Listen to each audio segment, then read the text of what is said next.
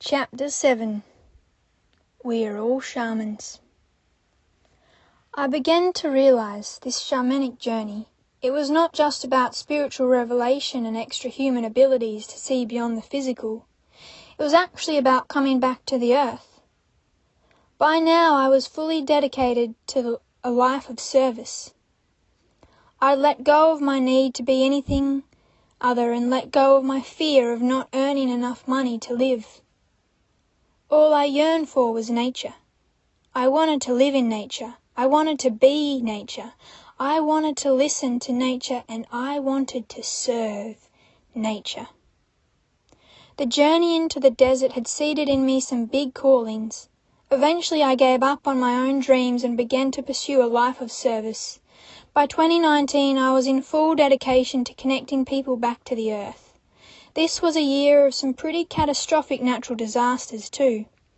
I could feel the land urging me to connect people back to the earth body, back to their home.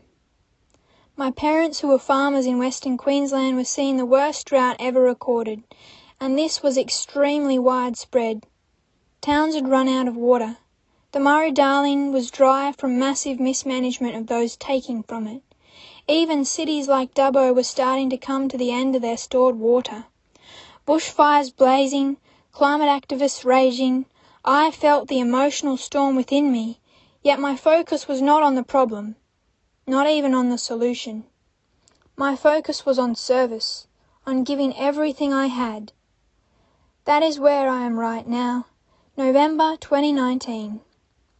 As I write the final chapter, I too am writing the final chapter of another life cycle. I turned 30 this year, and somehow it was like I passed through this threshold. All the things that were holding me back, keeping me out of my power and shrinking my voice, somehow began to fade. It seemed like a magical age, with youth and vitality, yet the wisdom to not burn myself out, to not keep myself small, and to face life front on.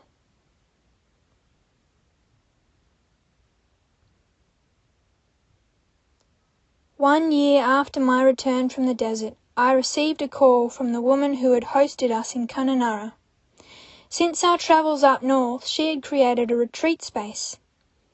She rang me and said, "The camp is ready and the elders are ready. Would the Young Shaman Foundation like to run a retreat?" In an instant, I stepped out of time and felt the enormity of what this all meant. This invitation was the turning point. It was the point where I went from struggling to get off the ground to stepping fully into my role as shaman. Within 7 months of this phone call, I was running my first gathering in the Kimberley. It was a 6-day gathering with 8 women. We were adventuring into waterfalls and gorges, sitting with local Indigenous women and sharing women's wisdom in circle. Every moment of this retreat, I felt entirely in my element. It was clear. This was how I wished to serve humanity. Gathering people, to connect to the earth, to create ceremony, and to listen to the elders. I was in awe. 2 years earlier I had been holding an earth dance ceremony with an elder leading with the clapsticks and a famous musician bringing the powerful sounds of the didgeridoo on the land. And now I was back. I was back with a whole new offering, one that was only going to grow from this point on. And grow it did. The Kimberley gathering continued as a yearly pilgrimage. So too was the Central Desert. Each year I would traverse back through the desert, connecting with local communities to continue the work that was seeded in me back in 2016 at my first women's culture camp. My heart and soul were now set on being of service to this land. Every cell in my body had been changed from my 4 years of listening to the elders, hearing their stories and listening to the ancestors of the land. I'd continued learning law and began to see direct consequences in my life when I was not following the law of the land. I even lost the love of my life. Well, it felt like that. My partner of the time had separated from me, rendering me homeless and heartbroken. And this is what I journaled. the end of 2019.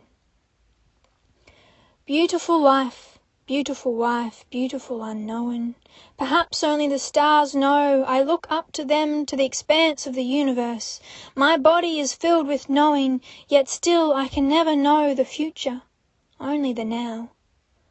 I look up at those stars.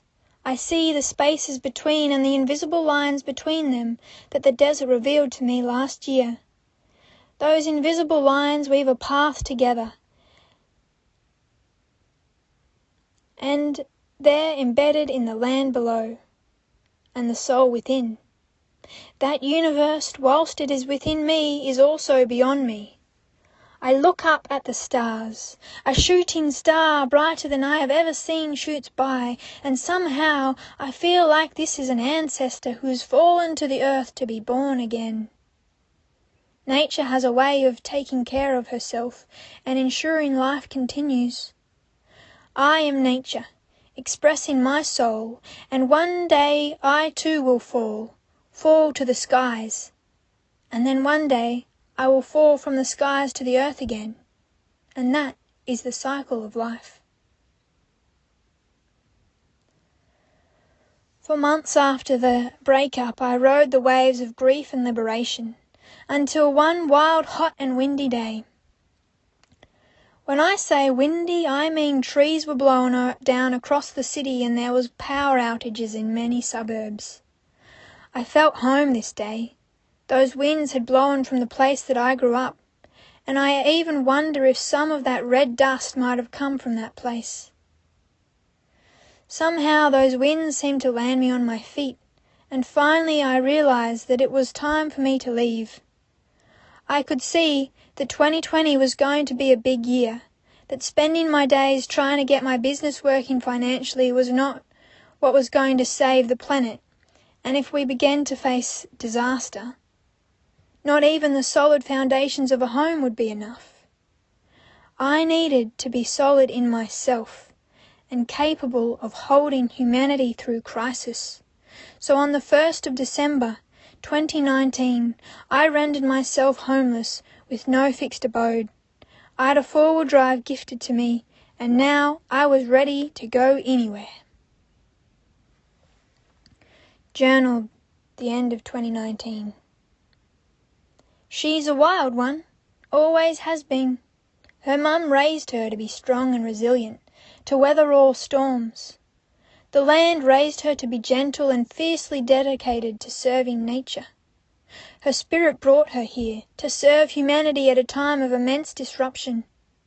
First she was to experience the oneness of the wild.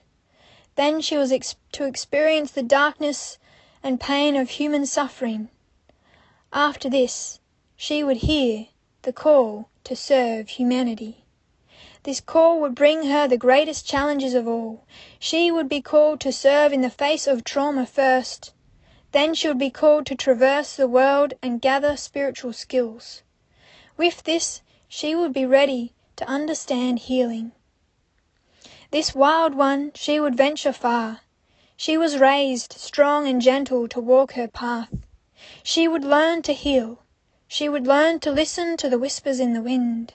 She would learn to hold and learn to speak boldly from the heart. This wild one, she would venture into cemented cities too, calling the wise ones in to remember their connection to the land and their own wild nature.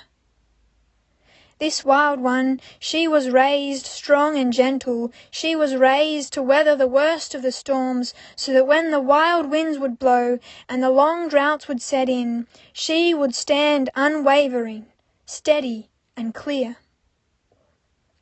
She's a wild one, always has been. She will be there when the earth cries and governments close their eyes. She's a wild one. She always has been. She will not leave a single person behind, for a wild one knows their connection. They do not sever ties, they unbound themselves, and then they set the rest free. For it is not hunting that the wild one seeks, it is freedom. That is where this book ends. 2020 will write itself, and I'll be listening and following my way across the country.